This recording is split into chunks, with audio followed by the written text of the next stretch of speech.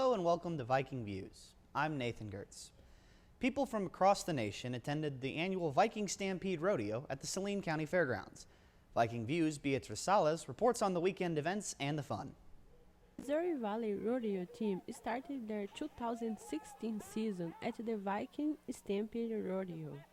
Many people were excited to watch the rodeo and to have a good time.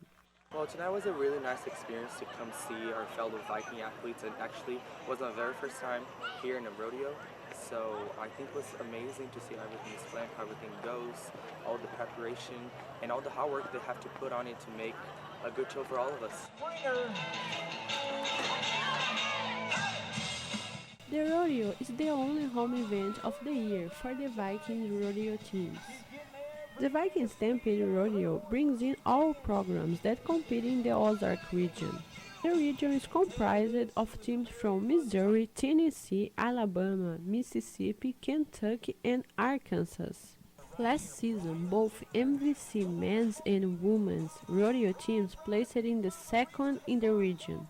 The 2016 Stampede Rodeo took place Thursday, September 22 through Saturday, September 24. Beatriz Salas, Viking Views. The Vikings try to build on the success of the Viking Stampede at Moval's next rodeo on September 29th in Livingston, Alabama. The Missouri Valley College cheer team's freshman class at Missouri Valley College is in with big numbers.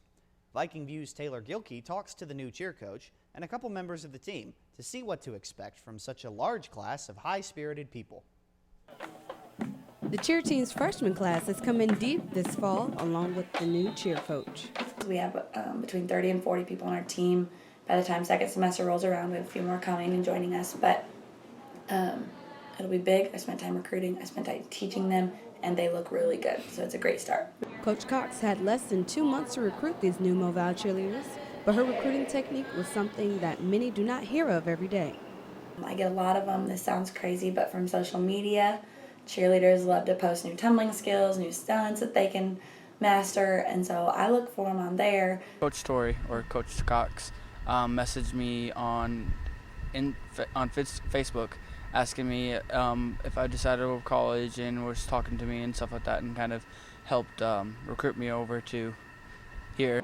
To come into such structure and high expectation can be a bit intimidating, but it seems that the team is taking it all one step at a time. I think I'm not what they're accustomed to for the last few years. I'm very hard on them. I encourage them a lot, but very hard on them. I expect a lot of them in the classroom, in the gym, outside on their social time, on their social media accounts. I monitor everything and a little bit of, a stickler on that, but in the end it's going to pay off. I think the progress we've had as a team is going tremendously well. We have a lot of new people who've never cheered before, and we're doing things that it would take teams twice as long at least to be doing. So it's really, really good how we're able to progress and keep things going and not stop and not we know our limits, but we're able to push ourselves past our limits in a healthy way. Monday through Thursday, we practice from 3:30 to 6. And that also includes their weightlifting during that time. We all get there, we do sticks, which are like a warm-up type thing. So you grab 2 sticks and you might have to run a mile, or you might have to do so many abs or something like that. And then when everybody gets there and gets those done, we circle up and stretch, then whatever we're working on at that time. So homecoming, nationals, whatever routine it is, we'll go through that pretty much the whole practice, whether it's stunts, pyramids, anything like that. With all of these practices and the time that these cheerleaders are putting in, I asked the coach what her plans were for the season. This year, we're going to go to the NAI conference, so our conference, HAC conference, and then we'll go to regionals. And then I want to make it, if we qualify, to NAI nationals. So that would be a big deal. They haven't been in a few years, and obviously we'd love to win that. I feel like they could definitely have a lot of national titles if people continue to want to work. The team has a few competitions coming up this school year to see if all their hard work will really pay off. I'm Taylor Gilkey, Viking Views. Cox says her recruiting plans also include fielding multiple teams for multiple competitions. The Missouri Valley College football team is off to a quick 4-1 start to the 2016 season, and as Viking Views' Christopher Wallace reports, The team's offense runs through a player that's in his second month on campus. A football player's dream is to run end zone to end zone, scoring points for his school. Freshman quarterback Jake Bridges is making that dream a reality here at Valley. An honor to be a freshman to be starting on this team.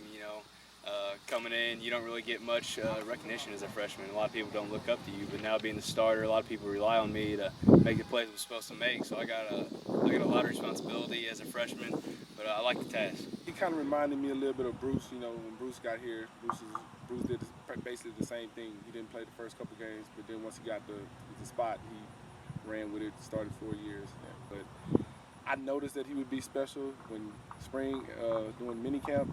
Like I could just tell he had something about him that just showed me that he's going to be a good dude. What's different just overall, the athletes. The athletes are stronger, quicker. You can't make many mistakes in college like you could in high school. You make one of those mistakes, it's going to be a turnover. It's just going to end up as a bad play. I'm Chris Wallace, Viking Views. Bridges and the Vikings try to rebound from Saturday's loss to Grandview in this week's homecoming game against Culver Stockton.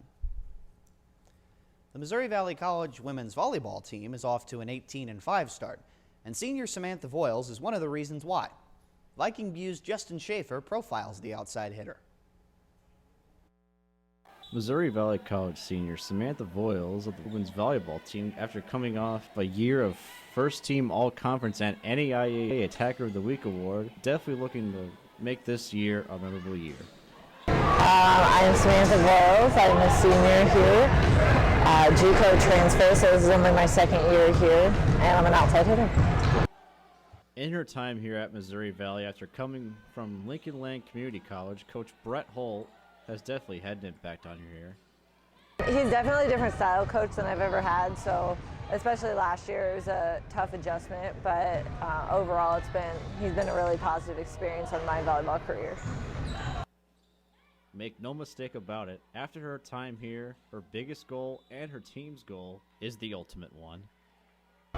I think both mine and my team's goals are to make it to nationals. I, in all of my years playing, have never made it past a regional or two nationals or anything like that, so that's definitely how I'd love to end my career. This is Justin Schaefer, Viking Views. Foils and the women's volleyball team are in action on the 27th as they take on Evangel University. Missouri Valley College students got together for a fun night at the Mural Library, and as Viking Views' Ricardo Padilla reports, they did it by playing a game designed for horrible people. Last Thursday at the Mural Library, students got together to play Cards Against Humanity. Vince Cooler, the library events coordinator, was the creator of this event. Well, Cards Against Humanity is a very sarcastic game. You have to have a pretty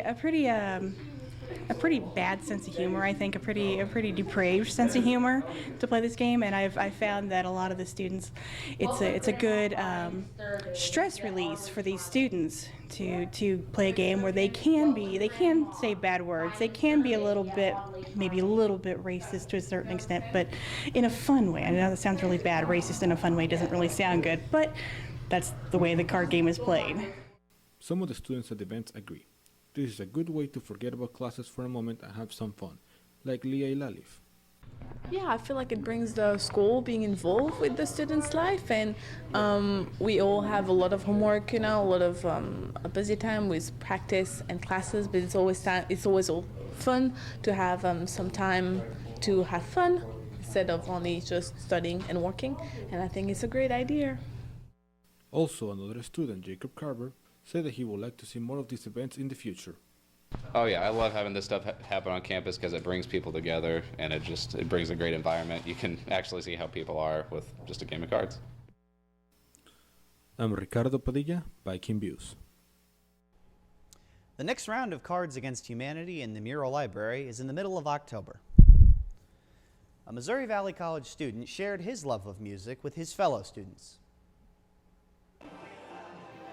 Many of the students gathered in the Eccleston-Mabee Theater last Wednesday night probably didn't know who Matias Macedo was. But by the end of the first round of Missouri Valley College's annual Valley Idol competition, they discovered the native Brazilian was a talented guitar player with a passion for music. Baby, I like your style. my friends just started doing classes and looking at some websites. So, and I have an uncle who plays guitar since he was younger. So this inspired me to play. Macedo competed with 3 other performers, who all covered a pop song for a panel of judges. Macedo was impressed with his peers and says he got good advice from the judges. They told me to be careful when I'm singing in English, that is my second language. So to pronunciate the words better. They did pretty well. They sang good. They played piano or another instruments. They sang a cappella. So they had a good skills. Macedo had the audience clapping along with him, but he says he has some work to do if he wants to be ready for next week's final round. Probably feel more comfortable, more confident, and be more sympathetic to the people. Probably and like they said before, pronunciate the words better so they can understand me. Macedo hopes that audiences enjoy his next performance as much as his first. Macedo plans on singing 2 songs, one in English and one in his native Portuguese, in the final round of Valley Idol Thursday night at 7. That's Viking Views for this week. Thanks for watching. I'm Nathan Wood.